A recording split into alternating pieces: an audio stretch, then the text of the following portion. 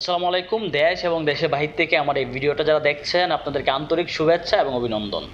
আপনাদের সাথে আছি আমি জসিম। বাংলাদেশের সোনার দামটা এত বেশি কেন? গোল্ডের দামটা বাংলাদেশে আকাশ ছোঁয়া।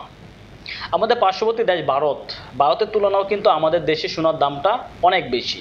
আরব দেশগুলোর তুলনাও আমাদের সোনার দামটা অনেক বেশি। বাংলাদেশে গোল্ডের বাজারে কি কোনো সিন্ডিকেট আছে যার জন্য বাংলাদেশের সোনার দাম আকাশ ছোঁয়া? কারণ সাধারণ মানুষ যারা মধ্যবিত্ত মানুষ আছে তাদের পক্ষে সোনা খরিদ করা অনেক কঠিন হয়ে দাঁড়িয়েছে। বাংলাদেশে সোনার ভরি হচ্ছে 2,70,000 টাকা, আর ঠিক সেম সোনা 22 ক্যারেট সোনা ইন্ডিয়াতে ভরি হচ্ছে 1,80,000। এটা যখন আপনি ইন্ডিয়া রুপিটা বাংলায় কনভার্ট করবেন তখন আপনার দামটা আসে 1,80,000। আরব দেশগুলোতে এর দামটা আরও কম।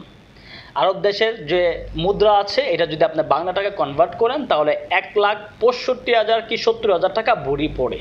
তাহলে আমাদের দেশে এই দামটা অনেক বেশি কেন? ভাই, যারা নতুন বিয়ে শাদী করতে চান, আপনারা যারা গোল্ড খরিদ করে রেখেছেন আপনারা অনেক লাকি। আর যারা নতুন খরিদ করে বিয়ে করতে হবে অনেক সমস্যা। বাংলাদেশের সোনার পরিমাণটা বা দামটা এটা ডে বাই ডে আরও বেশি বাড়বে, এটা কমবে না। এর পিছনে কোনো কারণ নেই কমার। যদিও বা আন্তর্জাতিক বাজারে কমে, কিন্তু আমাদের বাংলাদেশে কমবে না, এটার দামটা বৃদ্ধিই পাবে। 2,17,000 টাকা ভরি, আর ইন্ডিয়াতে এই সোনা 1,80,000 টাকা ভরি পাওয়া যায়।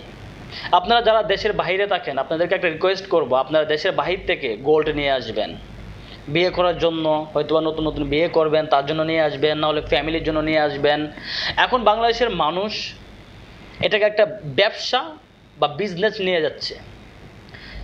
এখন বাংলাদেশের মানুষ এটাকে একটা বিজনেস মনে করতেছে। যাদের অনেক টাকা আছে তারা গোল্ড খরিদ করে রেখে দিচ্ছে। কারণ আপনি যদি গোল্ড খরিদ করে রেখে দেন তাহলে আপনার এটা লাভই হবে, লস হবে না। কিসের জন্য? এইটার দামটা দিনে দিনে বৃদ্ধি পাচ্ছে, ডে বাই ডে। কখনো এটা নিচের দিকে আসছে না, ডাউন হচ্ছে না। যদিও বা ডাউন হয় তাহলে এত বেশি না, অল্প। আপনি কখনো লস খাবেন না তার জন্য।